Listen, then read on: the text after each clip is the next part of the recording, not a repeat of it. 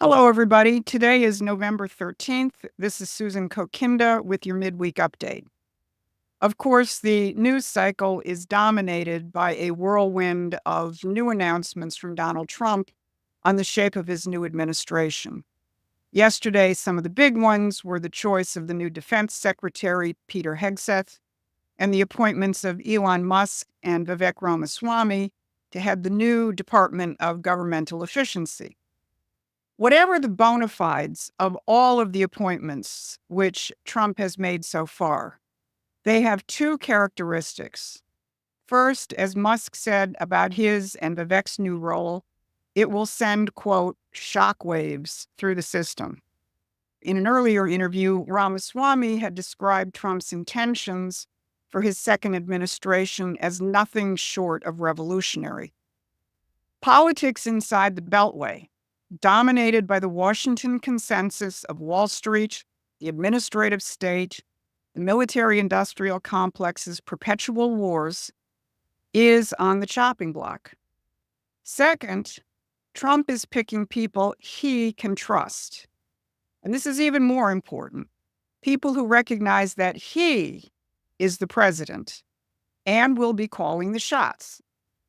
Too many people are looking at these various appointments and pending appointments as if they were watching the NFL draft. They're lining up statistics, the curriculum vitae, the past performances of the various picks, and extrapolating on how they will function in a Trump administration, with Trump acting maybe as the assistant coach. Nope. Trump is not only the head coach, he's the owner of the team.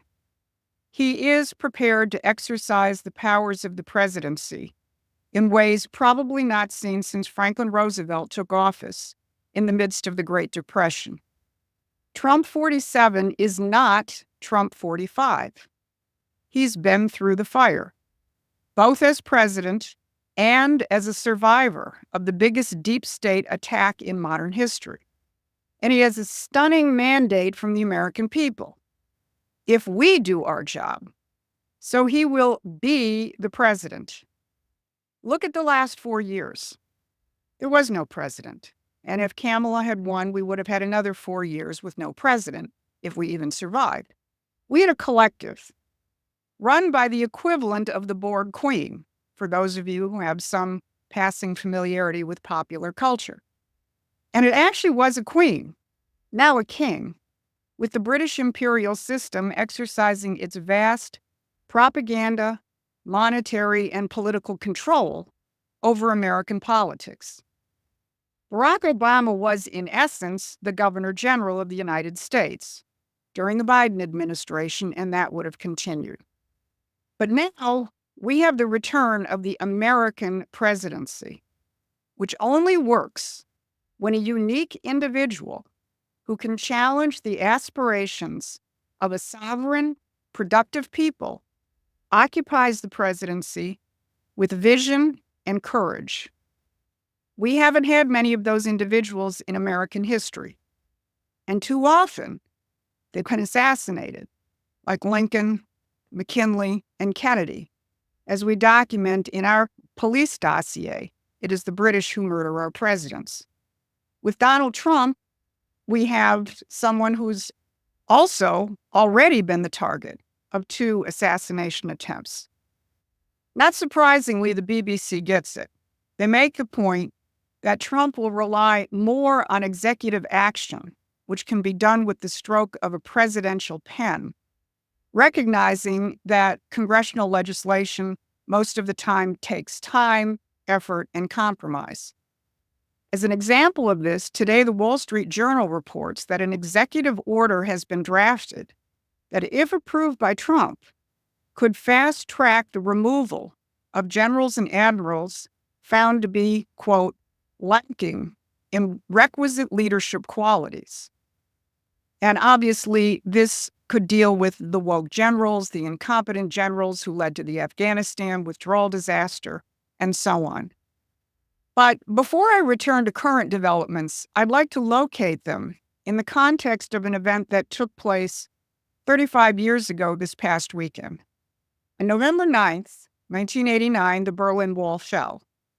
For those of us who remember that seemingly unbelievable event and saw the coverage of it, what we saw was the indescribable joy of the citizens of Berlin as they poured through the checkpoints, took hammers to the wall, and embraced their fellow Berliners as the reality dawned on them that tyranny had been conquered, not by violence or physical force, but by the force of the human spirit, toppling a decrepit and dying system. You could feel the same ineffable quality of shocked joy in the wake of Trump's victory, swelling through those legions of Americans who had voted for him. They too realized that we had brought down the ruling establishment with this election, and now have the opportunity to free the United States from an only slightly more subtle form of tyranny. In Berlin, people celebrated to Beethoven's Ode to Joy. Now, I think we could use a little more Beethoven here in the United States in the MAGA movement. But even watching TikTok videos of people, young and old, Black, white, Hispanic, Asian, Muslim, all of different backgrounds, doing the Trump dance to YMCA, still captured the same quality of unadulterated joy. There's another similarity between the fall of the Berlin Wall and the fall of the Blue Wall. The underpinning of both events was the economic failure of the ruling regimes.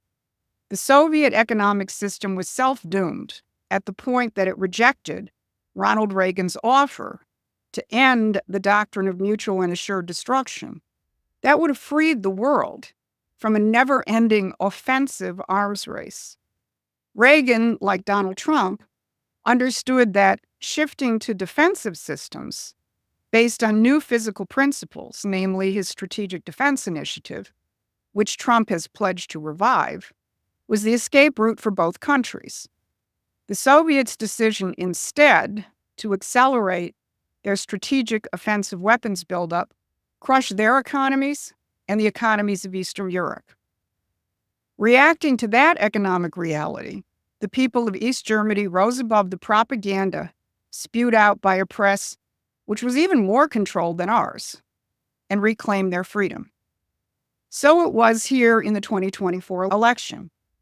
As every pundit is now saying, it was economic reality that broke enough swing and Democratic voters out of the narrative of the ruling class to propel Trump to victory.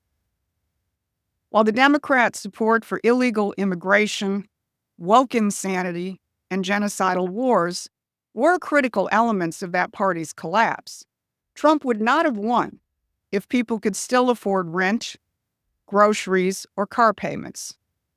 For those of us who have insisted for years that economic reality would ultimately overwhelm the propaganda and the psy-war, and have organized around that, watching everyone from top Democratic Party operatives to the British press discover that the economic question, was the big mistake that Harris made, is a little bit of karma. But this is where the comparison between the events in Germany 3 decades ago and what is happening in the United States comes to an end. The people of Germany brought down one failed system, only to join another system which was failing, namely the increasingly globalist-dominated Western financial system with no national leadership in sight to combat it. You might not have noticed it, but the current German government fell last week, crushed by the economic collapse brought on by its total capitulation to green insanity, support for geopolitical sanctions, and war. We, on the other hand, have Donald Trump, who captures the essence of the American impulse to build, baby, build, to push the frontiers, and to clear away anything that stands in the way. Elon Musk said it last week, we're a nation of builders, and soon we'll be free to build. Both he and Vivek know that they've been given a mandate to bulldoze the administrative state with their Department of Government Efficiency. And all you have to do is look at Musk's track record at Twitter, where he fired about 3/4 of the staff and built a better product, or his success with SpaceX, compared to the lumbering failures over at NASA, which has indeed been burdened by the past of budget cuts, government bureaucracy, systems analysis, and now green mandates. It's kind of delightful that the mission of the new Department of Government Efficiency has an endpoint, according to Trump, namely July 4th, 2026, the 250th birthday of our nation's independence.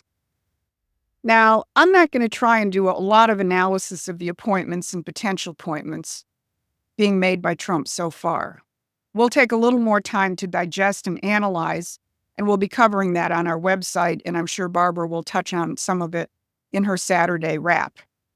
Except to say that the appointment of Peter Hegseth certainly seems to have people's heads exploding. Hegseth, of course, is the new Defense Secretary appointment. Larry Johnson, the former CIA analyst and a forceful voice against the military-industrial complex, who makes clear that he has not been a Trump fanboy, describes the Hegseth appointment as a stunner, and he asks, what the hell is Trump thinking? I think it's simple. He's installing loyalists in key positions who are not compromised by or beholden to the military-industrial complex or the defense lobbyists in D.C. Trump is sending the deep state an unmistakable message. I will be running the show. The Washington Post, another voice for the establishment, recognizes that this appointment is going to stir up a hornet's nest on Capitol Hill, and it quotes a supposed inside source in the Trump apparatus saying, how is Tom Cotton going to defend this pick? Joni Ernst, mentioning two senators who are pillars of the Washington foreign policy and military consensus. The more interesting question is, how are the British masters of their Washington puppets going to react? The London Guardian, which is quite beside itself over the Trump victory, is now carrying a fundraising pitch at the bottom of its U.S.-based coverage. They beg for funds, saying, as we face the second Trump presidency, our reporters are never more passionate about exposing threats to democracy and holding power to account in America, calling out the lies of powerful people and institutions, and making clear how misinformation and demagoguery can damage democracy. Now, one of the articles that features that pleading footer is written by Sir Kim Durack. Sir Kim was the British ambassador to the United States in the first Trump administration, and he was recalled because he was caught red-handed running operations against the president during Russiagate, using networks both inside and outside of the Trump administration. In his November 9th Guardian piece, he says that Trump is profoundly unpredictable. He thrives in, indeed deliberately creates, chaos and disorder. Or in other words, Trump intends to upend the Anglo-American rules-based order.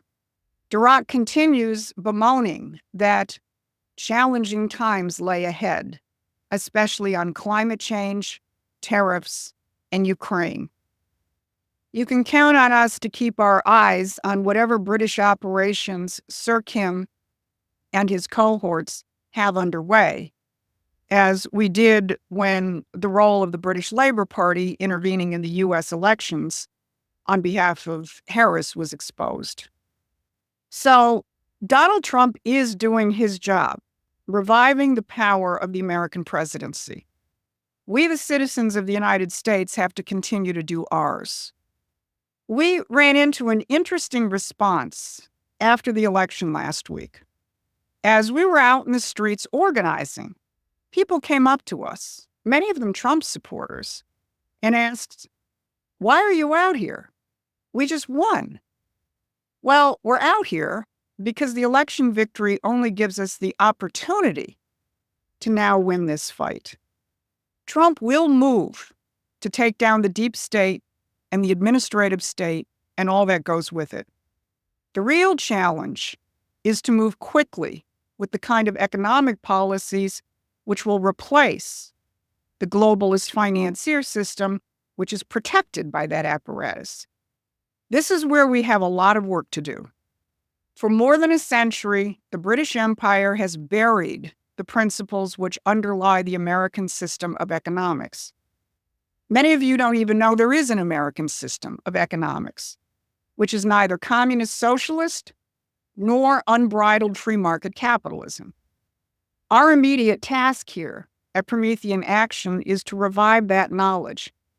Donald Trump has some familiarity with it. He mentioned it a few times in his first administration, and his instincts are pure American system, as are Elon Musk's, with resuming America's role in space at the forefront. I want to invite you to rediscover the American system of economics. We just published a pamphlet in happy anticipation of Trump's victory entitled What President Trump Can Do with the American System 2.0, which you can find on the Promethean Action website. And we'll be starting a class series based on the pamphlet this Saturday. So please join us in the next phase of this fight. This has been your Midweek Update.